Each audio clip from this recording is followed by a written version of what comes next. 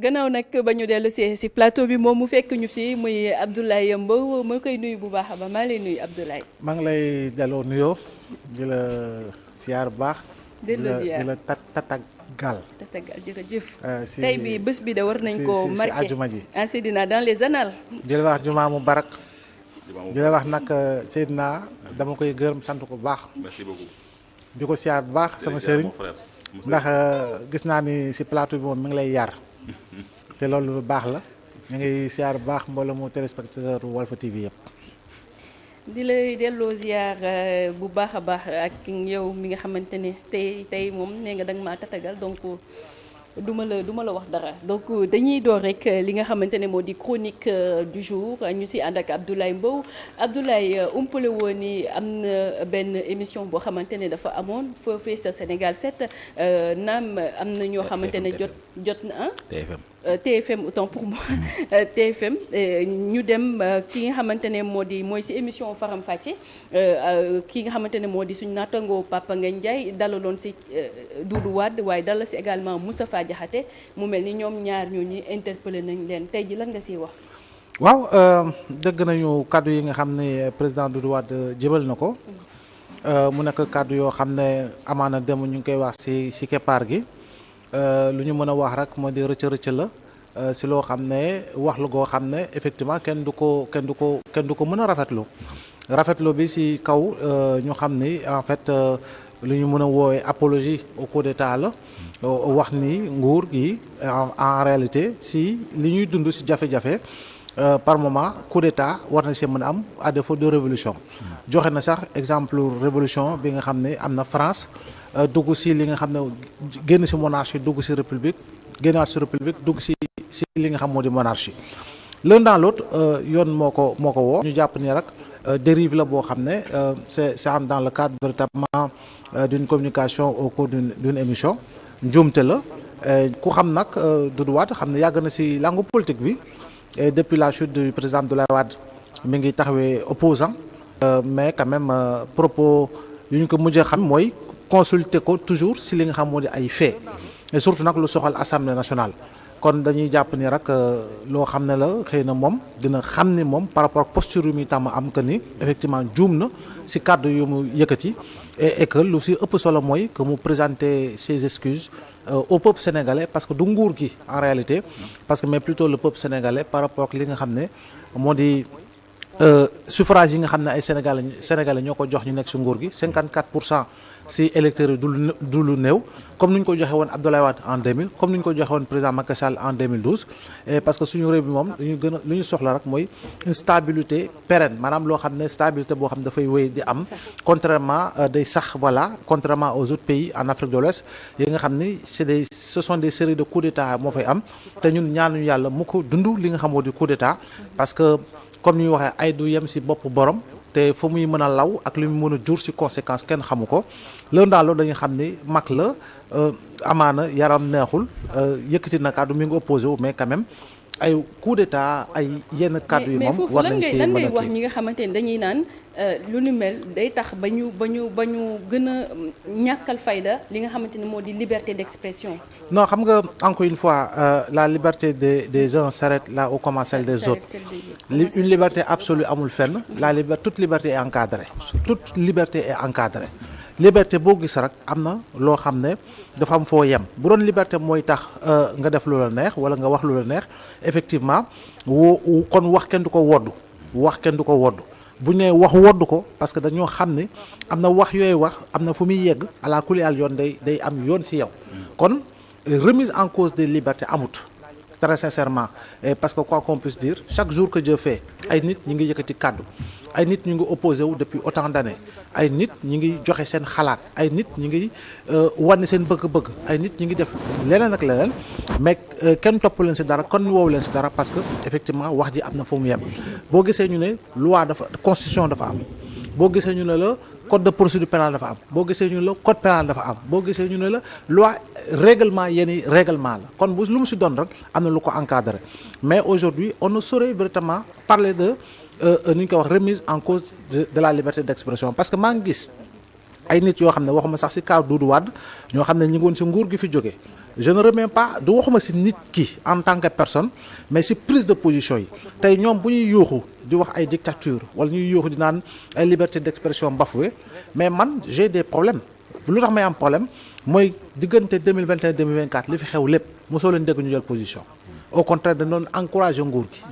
li fi xew ci bakkan yu rot mosoo leen dégg ñu gën a ñaawlu ko au contraire dañ doon encourager li fi nekkoon li ñu doon jàpp ci ay doomu aadama près de 2000 personnes mosuñu see yëkkati kàddu goo xam ne pour ñaawlu ko au contraire dañ doon encourager li fi nekkoon bu ñuy barricader ab opposant au Sénégal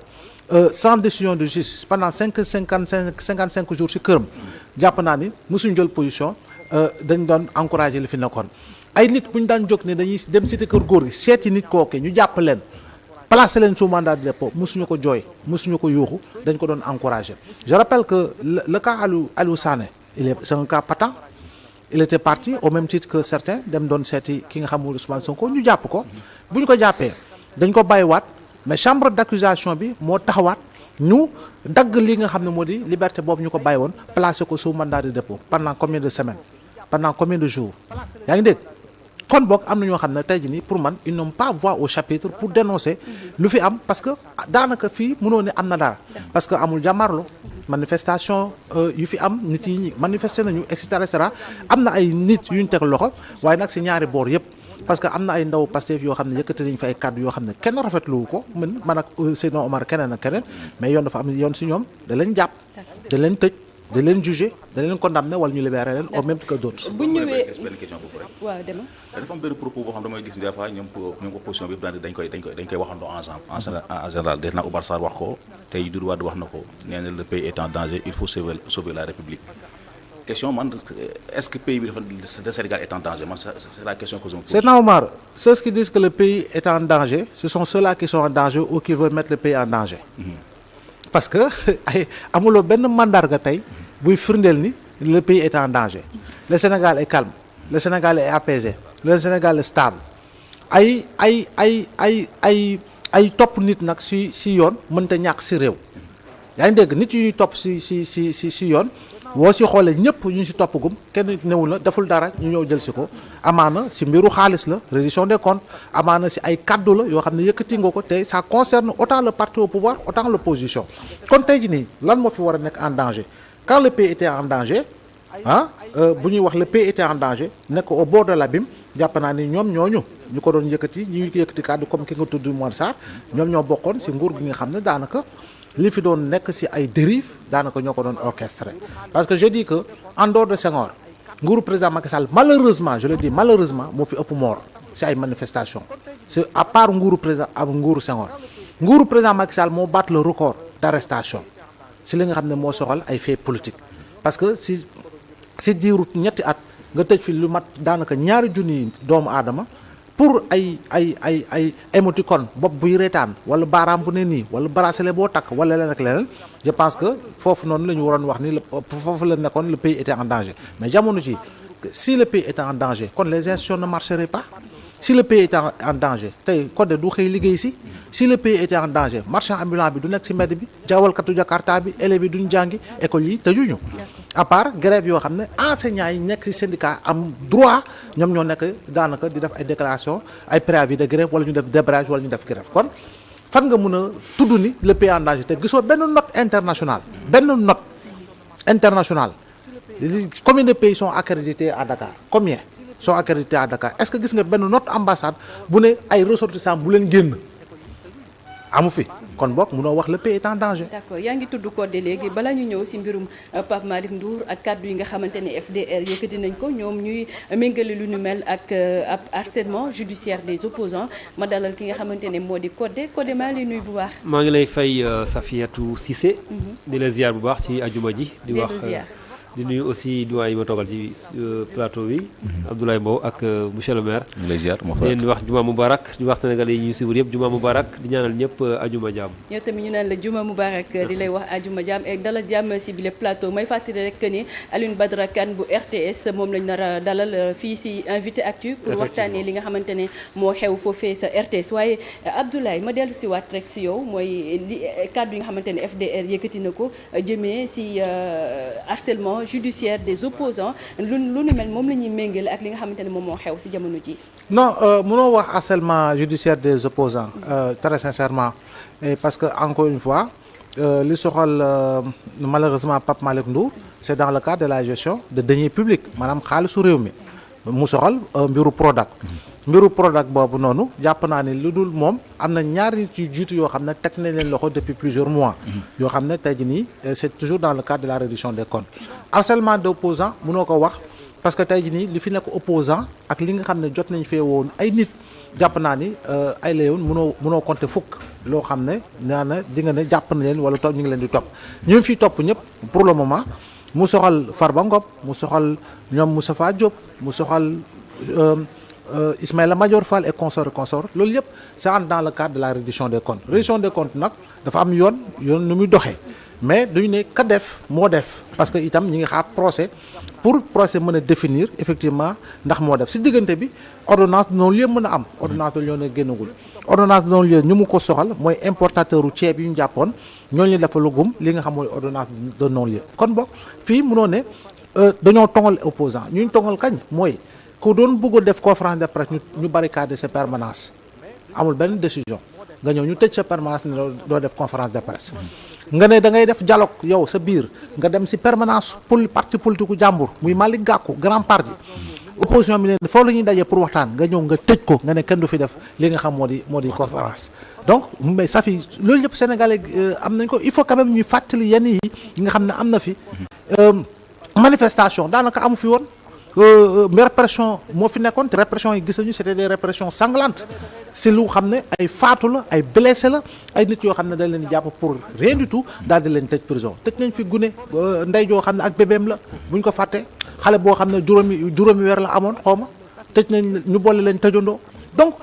y a pas mal de choses qui sont passées te ñi koy dénoncer tey jii ñoo nekkoon si nguur googu malheureusement waxuma nag dafa war a am parce que dañoo war a def ay avancées notoires en matière de démocratie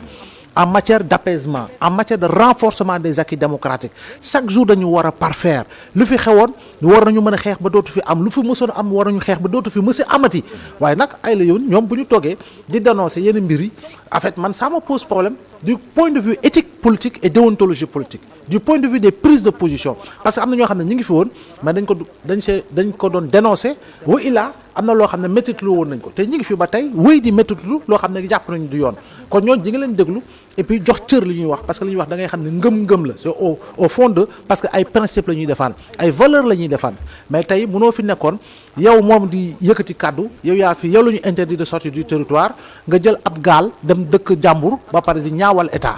yow lañ fi jox notification administrative d'une autorité administrative devant les caméras nga jël xotti ko yow la ñu toppoon itamit si li nga xam ne mooy dans le cadre de la cour de répression dans le cadre de la cour de répression de l'enrichissement illicite lan moo si topp en réalité après transhumance donc je pense que y a des valeurs et des principes désolé de le dire comme ça mais yoo xam ne ça fi mënoo ko dingi ce sont des fondamentaux am na ñu nekk ci société civile bi souvent ñu critiquer leen man dama leen naa wa du lu tax ñu leen di critiquer parce que démb position yu ñu doon am di dénoncer mais jamono yi ñoom position boobu la ñu am parce que dañoo taxawaay goo xam ne sentinelle la ñu lu ñu wax démb dañ ko dénoncer tey fu ñu gisee leneen dañ koy wéy di dénoncer c'est pas parce que tey changement am na que ñoom tamit ils doivent s'aligner ils doivent demeurer des sentinelles de la démocratie lu ñu gis loo xam ne jubbantekuwul wala dëng na dañ ko war a yuuxu dénoncer ko et je pense que tey bu doon loolu la société civile bi kon dina engagé wu dans le combat dans la bataille mais gis nga ni société civile bi daanaka lenn yuy wax yenn yi la mais pour wax ni ay dañoo singale ay opposants dañoo singale ay nangaam amu fi parce que tamit justice bi gis nga ni muy doxee ñi nekk si nguur yi dafa mel ni sax mënuñu dara si justice bi pour wane ni kon boog am na loo xam ne bàyyi nañ ko ak pouvoir judiciaire bi pour mu mën a doxal contrairement à ce que lu ñu fi doon gis yoo xam ne on a eu l'impression que par moment ay directives lañ doon jox parce que ay prisonniers ñoo taxaw témoigner ne dañuy toog ak juge bi ne leen mënuma si dara foo mu yóbbu la prison ndax lu am na wala amul mais dans tous les cas ay nit yu ñu tegoon loxo témoigner nañu loolu si li nga xam ne moo fi xewoon. jàllale nañ ko ci journal bi balaa ñuy ñëw ci l'avenir des partis traditionnels dits traditionnels xam naa ci jamono ji gis nañ benn jafe-jafe yoo xamante ne parti socialiste mu ngi koy dund waaye ñu desandi ci li nga xamante ne moom laa doon bëgg a wax ci muy Serigne Gueye Diop ak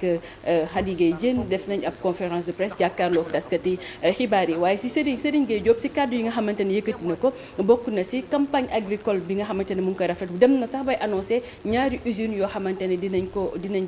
amal beneen bi tamit muy Khady Gueye Diène nga xamante ne nee na mu ngi jàppale Pape Thiaw te dina yokk sax li nga xamante ne moo di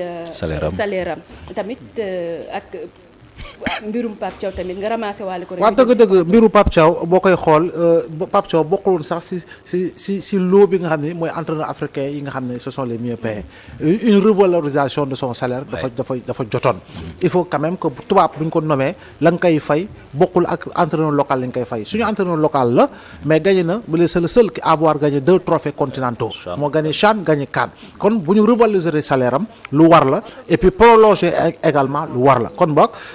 On dira bravo véritablement aux autorités de donner beaucoup plus de considération au coach national kii nga xam ne moo di ministre de l'industrie waaw annoncé nañu ay usine mais nañ ko baral parce que industrialisation au Sénégal daanaka amul dara il faut quand même que l'on entre dans une phase d'industrialisation moom Serigne Gueye Diop boobu du ministre du commerce et de l'industrie effectivement moo yore secteur primaire yore secteur secondaire parce que secteur primaire am na loo xam ne bokk na ca waaye li nga xam ne moo soxal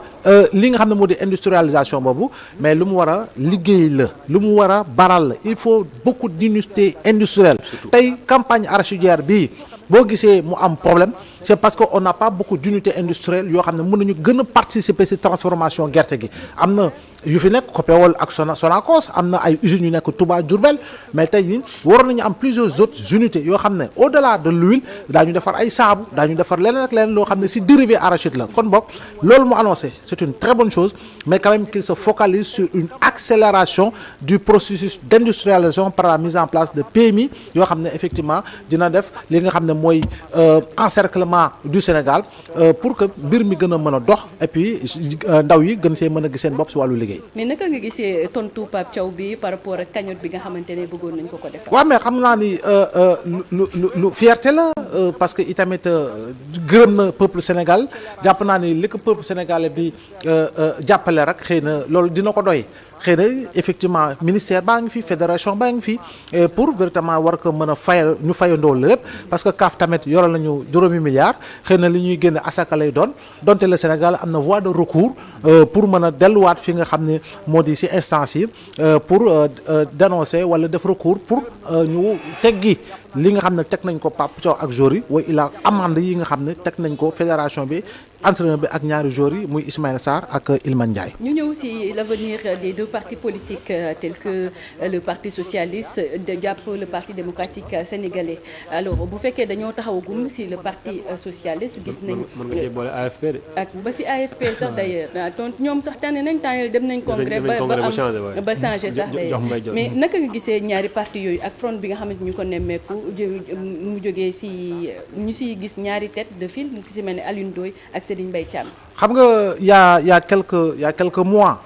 dañ doon jël ay position du ma ne position sax en tant qu'analyste en tant qu'observateur yàgg nañu wax que ni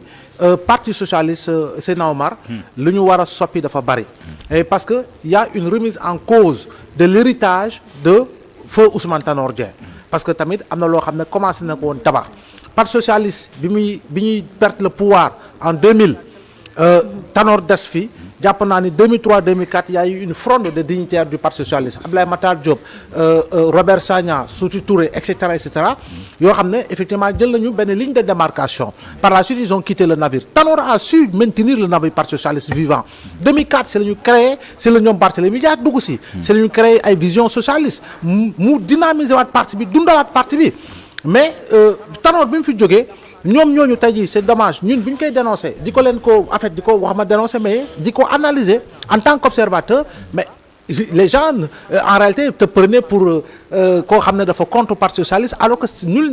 c'était pas le cas lu tax parce que entre 2012 et 2024 il y avait le pouvoir du décret qui était là et le pouvoir du décret justement après la disparition d'Ousmane Tanor Dieng ñoom ñii tey jii di créer la fronde là ils étaient arrimés et alignés derrière Aminata Mbengue Ndiaye au moment où d'autres jeunes du parti socialiste dénonçaient li nga xam ne mooy l'intérim boo xam ne du taxaw lu tax parce que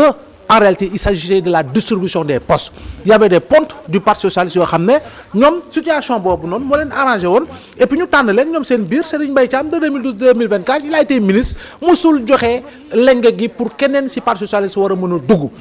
keneen ak keneen bu ñu leen joxee ay poste de directeur wala ñu doon tabb député seen biir de 2012 à 2024 seen yoon nekk ci woon parce que ñoom lañ doon tànn mais le reste en réalité il ne s'en occupait pas. Aminata Mbengue Ndiaye bu mu ñëwee quelle est l'instance du parti socialiste qui fonctionnait aucune instance daanaka dem naa yàgg naa la ko wax fii ci plateau bi ne la Colobane lu muy rëpp yëpp maison du parti moo fa gën a wét yàgg naa ko wax ne la parti Colobane lu muy rëpp yëpp maison du parti moo fa gën a wét lu tax parce que en réalité ils ont conservé li nga xam ne moo di poste yu ñu yoroon nekk les dinosaures du parti pour lan parce que Aminata Mbengue bëgguloon bàyyi parce que jox nañ ko poste de président d'une institution ñeneen ñi bëgguñu woon créer benn dissension parce que tabb nañ leen ministre mais tey jii nii gis nañu ni résultat bi li mu fonctionner Aminata Mbengue elle ne veut pas lâcher l'intérim mënul durer 5 ans mënul durer 6 ans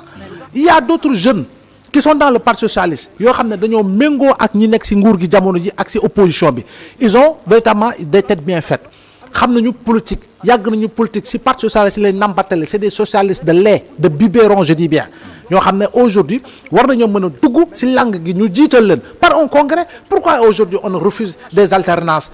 dans les partis politiques yow tu es là depuis Senghor tu es là depuis Abdou Diouf tu as occupé tous les postes de responsabilité mais ni dafay am générosité surtout générosité mooy da ngay jox lenge yi ki ko mérito am na ay ndaw góor wala jigéen ci biir parti socialiste yoo xam ne mérito nañu aujourd'hui occuper le poste de secrétaire général léegi on nous dira oui parti socialiste il y a des actionnaires majoritaires oui et c'est le militant qui se bat à la base et véritablement ki nga xam mooy chef de section wala chef de comité qui se bat à la base ki nga xam ne responsable bi moom il ne fait que récolter les dividendes pour des positionnements liés à des strapontins à des sinécures et à des prébendes kon boog ñoom tey bu ñu defee lii je pense que ils ont compris les enjeux historiques je dis bien les enjeux historiques parce que Senghor quand il mettait en place je dis même pas Senghor parce que loolu dañu si ñëwaat c'est normal parce que Senghor on le dit depuis plus de 60 ans Senghor n'a pas été le géniteur du bloc démocratique sénégalais ça je remets en cause te loolu dañu si ñëwaat inchallah donc il y a une usurpation d'identité même liée à la création du bloc démocratique sénégalais en 1948 donc ce n'est pas Senghor l'initiateur ce n'était pas Senghor le géniteur wala bokk na si waaye que sa jiitu que jiite daañu si ñëwaat Seydina Omar inchallah donc pour war ne boo xoolee trajectoire parti socialiste du bloc démocratique sénégalais à l'union progressiste sénégalaise au congrès de 1974 pour véritablement teg li nga xam moo di parti socialiste mais aujourd'hui c'est une histoire qui a été tronquée par des dinosaures qui n'étaient intéressés que par les postes en réalité de responsabilité tey jii nii ils ont créé les conditions de la mise à mort pratiquement du parti socialiste PS tey jii nii ku rombal Colobane rombal maison du parti lu dul nga gis ay peinture yu verte amatu fa dara. C'est le camouflage. Voilà donc je pense que historiquement il faut que nos partis politiques là ñu def ay réformes il faut ñu def loi boo xam ne tout parti politique est tenu de tenir un congrès tous les 2 ans et fondamentalement foog ñu dem ci loolu. Et le PDS. Parti démocratique sénégalais ñoom fu mu toll nii tant que kii nga xam ne moo di Karim Wade ñibbisiwul mu ne parti bi en réalité am na suuxat aujourd'hui ce serait dommage pour l'histoire politique du Sénégal et du Parti démocratique sénégalais que de son vivant yàlla na Abdoulaye Wade yàlla na fi gën a yàgg ce dinosaure là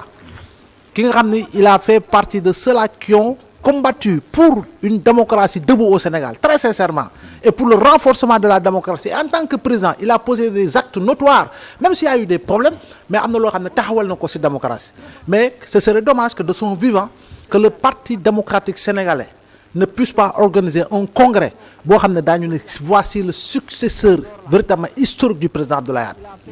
parce que depuis août 1974 date de sa création à janvier 1976 28 janvier ou 29 janvier ou 31 janvier je sais plus damay bañ a jum ci date bi 76 à Kaolack lors de son congrès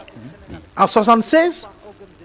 mais préparant les législatives de 78 mais jusqu'au moment où nous parlons tey mënoo ne benn congrès am na fi boo xam ne taxawal nañ ko boo xam ne taxaw na historiquement ñu retenir ko donc il faut impérativement que cette formation politique qui fait partie du patrimoine sénégalais ñu dem ci congrès boo xam ne Seydina Omar Abdoulaye Wade de son vivant dina am ku ko wutu Karim Wade il est au Qatar on a annoncé 1001 fois son retour au Sénégal mais qu'il revienne ou qu'il ne revienne pas na ko leeral ne dinaa ñëwal du ñëw mu nekk loo xam ne moom Qatar ko gën a mu toog foofu na liggéey bu bëggee nag ni Sénégal intéressé na ko mais qu'il pose les actes pour ñibbisi Sénégal. Et bu ñibbisee Sénégal je pense que oui il peut occuper une place et il peut occuper une bonne place parce que ñu bëgg ñu bañ am na xam-xam bi am na jaar-jaar am na loo xam ne acquérir na ko au Qatar yaa ngi dégg loo xam ne mën na ko mettre au service de son parti du Sénégal kon bokk ku ñu soxla la partem soxla na ko na ñëw bu ñëwul nag na joxe lenge yi kenn ñu fal ko te loolu moo xew nag si yeneen parti yëpp bien vrai que parti yi ngi fi yu ma jeexal parti yu fi yu bari ñu ngi leen di tudd fii yoo xam ne bruit rek la ñu fiy def de bruit ay parti bruit parti yóbbaale moo la non bari nañu fi ay parti bruit te xam nga bruit mooy lan déclaration déclaration buzz communiqué rek wala seen saal wax naa la ko fii man nee naa la am naa parti boo xam ne xam naa nit ki secrétaire général bi mooy papaam président mouvement national bi mooy yaay ji président des jeunesses mooy doom ji te loolu concerné na parti yu bari te ce sont ces partis là qui viennent soutenir le président et puis chaque mois ñu jox leen benn enveloppe de 25 30 millions ou 40 millions mais léegi c'est la famille qui se partage cette somme d'argent là donc lu ñu war a soppi dafa bari waaye daal comme waxoo turu parti daal ñu bàyyi la nga tàggatoo parce que turu parti lay soxla instant bi parce que dañuy doon lancer d'alerte. waaw man balaa may tàggatoo may nuyu mon très cher frère Aliou Badara ñu ngi koy siyaare bu baax et c'est un plaisir véritablement de le revoir ñu ngi koy nuyu baax di ko siyaare. d'accord moom sax la ñuy dalal